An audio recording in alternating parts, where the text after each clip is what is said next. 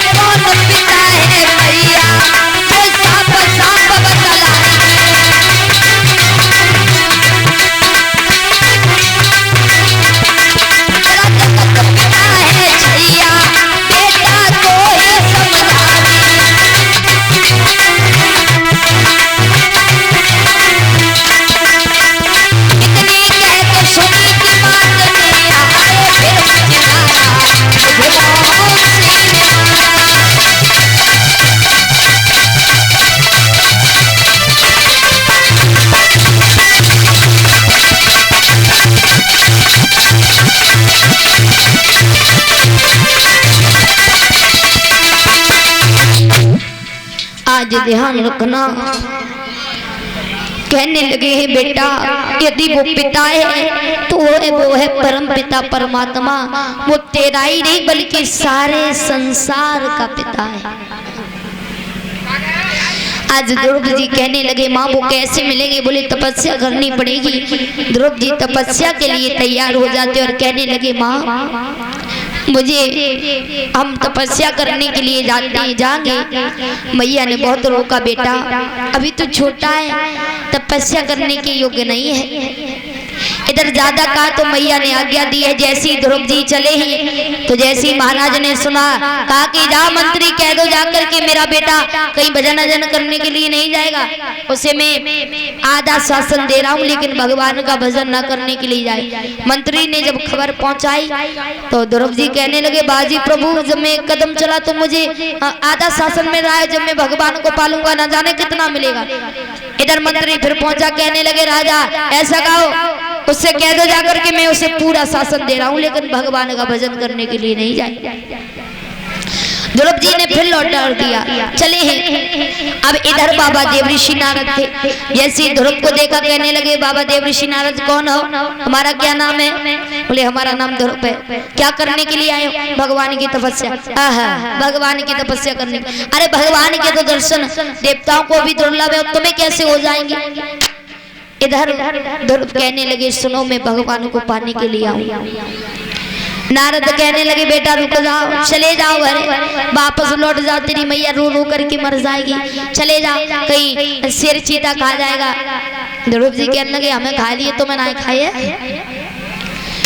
इधर बाबा देव ऋषि नारद कहने लगे अच्छा जब बताओ तुमने गुरु किए?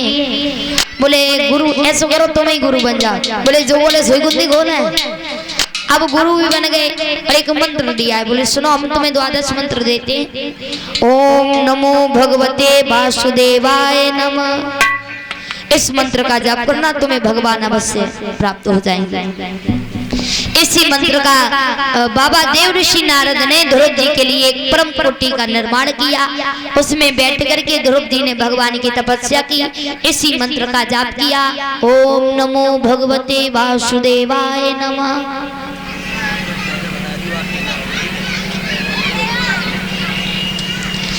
इस मंत्र का जाप किया, भगवान प्रसन्न हो जाते हैं। कहने लगे बेटा जैसे आंख खोली, आज भगवान कहने लगे बेटा तुम हमसे वरदान मांग लो। ध्रुव जी कहने लगे नहीं पिताजी, तुम्हारी गोदी की आवश्यकता थी वो मिल गई और मुझे कुछ भी नहीं चाहिए। इधर ऐरावत हाथी को बुलाया है जिस पर बैठ करके चले हैं। ध्रुव जी देखा कि जो हमसे बुजुर्ग लोग हैं वो जमीन पर चढ़ रहे हैं, आज नीचे उतर जाते हैं। सबसे पहले ध्रुव जी कहाँ पर जाते हैं? अपनी मौसी के यहाँ, क्योंकि मौसी यदि तमाचा नहीं मारती तो शायद बाद ध्रुव जी को भगवान भी प्राप्त नहीं होते। क्योंकि कभी कभी कोई भी हमारा दुश्मन ऐसे शब्द निकाल देता है जो हमारे लग जाते हैं, चुभ जाते हैं वो शब्द। लेकिन ध्यान रखना प्यारे भक्तों, जो इस समय से गुजरा होता है उसे हर बात का पता होता है। हम भी गुजरे हुए, हमें भी पता है। तो ध्यान रखना, सबसे पहले ध्रुव जी अपनी मौसी के यहाँ जाते हैं। मौसी ने शर्म के मारे गेट बंद कर लिए, गेट नहीं खोले। उसके बाद में मैया के पास में जाते। मैया एक आंख से अंधी भी हो गई थी रोते रोते। मैया ने जैसी बेटा को देखा छाती से लगा लिया, कहने लगा बेटा तुम आ गए? कहने लगे हाँ माँ आ गया। ध्रुव जी कहने लगे माँ क्या भगवान के दर्शन करोगी? मैया कहने लगी क्यों नहीं? बोले यदि तू मेरा बेटा होगा तो मेरी आंख की रोशनी भी आ जाएगी। आज आंख की रोशनी वापस हुई है। भगवान ने मैया सुनीति को दर्शन दिए हैं। ध्यान रखना, बड़े हर्षोल्लास के साथ में इधर भगवान कहने लगे मैं तुमसे वरदान मांगता हूँ, तुम मुझसे वरदान मांग लो, मैं तुमसे अति प्रसन्न हूँ। तो रानी सुनीति ने क्या कहा कि जब जब हम इस भूतल पर आए तो जय पति जय सौत जय बेटा में पाऊं। इतने शब्द कहने के बाद में इधर भगवान ने कहा है ठीक है ये मस्तु ऐसा ही होगा। बोली गोविंद भगवान की। मैया सुनीति ने अपनी सौत को मांग लो। और आज कल की होती बोली जनकटी से बैसू, अब की पल्लो पर सुपर, अब की भगवान देव ना दिए। हाँ, बोली गोविंद भगवान की, चामुंडा मैया की। अब आइए एक भगवान का भजन और आरती जगा ले। बड़ी चली मार।